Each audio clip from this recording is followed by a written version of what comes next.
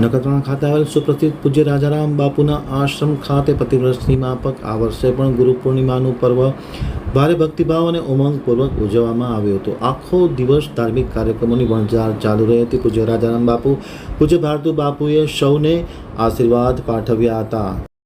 નખત્રાણાથી જયંત વાઘેલાનો એક વિસ્તૃત અહેવાલ. નખત્રાણા નવાનગર નાંગલપર ફાટકની બાજુમાં આવેલ આનંદ આશ્રમ આરતી રામધામ ખાતે છેલ્લા 24 વર્ષથી પવિત્ર ગુરુ પૂર્ણિમાનું પર્વ ઉજવવામાં આવે છે. ગઈકાલે પણ આ પાવન પર્વ પૂજ્ય રાજારામ બાપુ અને પૂજ્ય આરતીરામ મહંત દ્વારા આ પર્વ ઉજવવામાં આવ્યું હતું. સવારે ગુરુની આરતી, પૂજન, પુષ્પમાળા અને ફૂલમાળા વડે પૂજન કરવામાં આવ્યું હતું. ભજન કીર્તનની રમઝટ બોલાવવામાં આવી હતી. સત્સંગનો કાર્યક્રમ પણ યોજવામાં આવ્યો હતો. બપોરે મહાપ્રસાદનું આયોજન કરવામાં આવ્યું હતું. મોટી સંખ્યામાં ભાવિકોએ મહાપ્રસાદનો લાભ લઈ ધન્ય થયા હતા. ત્યારબાદ ગુરુ પ્રવચન, સત્સંગના કાર્યક્રમોનું પણ આયોજન કરવામાં આવ્યું હતું. ખાસ કરીને પૂજ્ય રાજારામ બાપુ અને પૂજ્ય ભારતી બાપુએ જણાવ્યું હતું કે માનવ જીવનમાં ગુરુનું મહત્ત્વ કેટલું છે તે વિશે વિસ્તૃત પ્રકાશ પાડવામાં આવ્યો હતો. સાંજે પણ આરતી અને મહાપ્રસાદના કાર્યક્રમો યોજવામાં આવ્યા હતા. રાત્રે સંતવાણીનો કાર્યક્રમ પણ યોજવામાં આવ્યો હતો.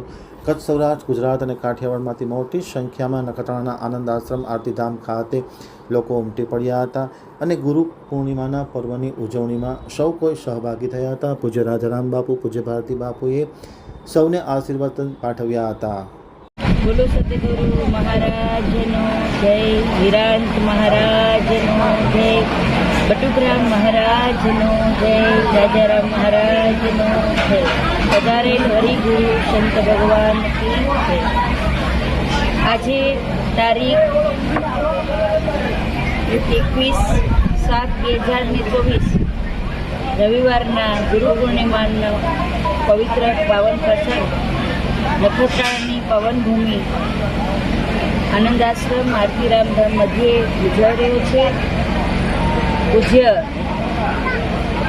રાજારામ મહારાજના સાનિધ્યમાં પરમ વંદનીય બ્રહ્મલીન બટુગ્રામ મહારાજની પરમ કૃપાથી દર વર્ષની જેમ આ વર્ષે પણ ગુરુ પૂર્ણિમાનું આયોજન કરવામાં આવ્યું અને ખૂબ દૂર દૂરથી ભાવિક ભક્તો પધાર્યા છે.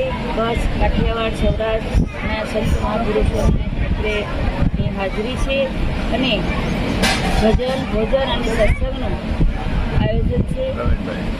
અમારા ગુરુ મહારાજ બટુગ્રામ મહારાજના ચિરંજીવી પ્રવીણરામ મહારાજના અધિષ્ઠાન પદે એની નિશ્રામાં આજનો પર્વ અહીંયા અમે ઉજવી રહ્યા છીએ અને ખૂબ જ બહોળી સંખ્યામાં ભાવિકો પધાર્યા છે.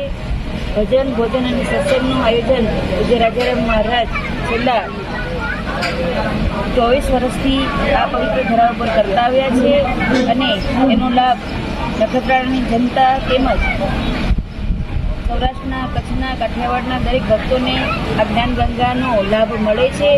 અવિરત જ્ઞાનગંગા સદગુરુના સાનિધ્યમાં સાધકો પાવન થાય છે. પોતાના મન, વચન અને કર્મથી ગુરુને બધા સમર્પિત થયેલા ભાવિકો પોતાનું જીવન ઉજ્જવળ બનાવી અને આજે ખૂબ આનંદ અને કિલોલ કરી રહ્યા છે. બહેનો પણ સુંદર ગુરુ વંદનાઓના ભજનો ગાઈ અને પોતાના જીવનનો સિદ્ધાર્થ કરે છે.